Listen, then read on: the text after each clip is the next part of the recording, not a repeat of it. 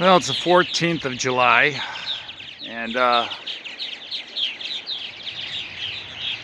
a lot of activity this morning. Everywhere, actually. And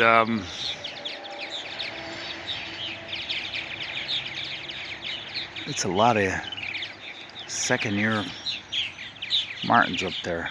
A lot of younger martins born last year. And everybody's kind of excited because the young ones are getting ready to fledge, so they all act crazy.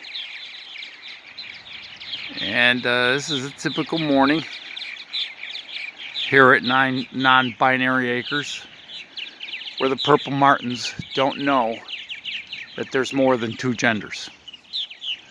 So, and how this typically goes is there's young birds in just about all those compartments and all the gourds, and every 12 holes of that martin house. I think that's called an imperial martin house. It's on the front lawn because it looks good, and it used to get a lot of attention. I used to have people pull by and stop and ask about them, but nobody's interested in these birds anymore. And when nobody's interested in these birds, their numbers decline, and that is what's happening, at least in my state. Very few people have an interest in it. And like anything else, it perishes with the next generation. It's just one generation away from extinction.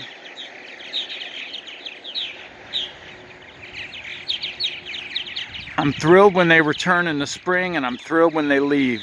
But I kind of miss them. At least I miss that chattering all day long. Because it's all day long. And I know to some people these birds are birds, but there's something kind of magical about purple martins.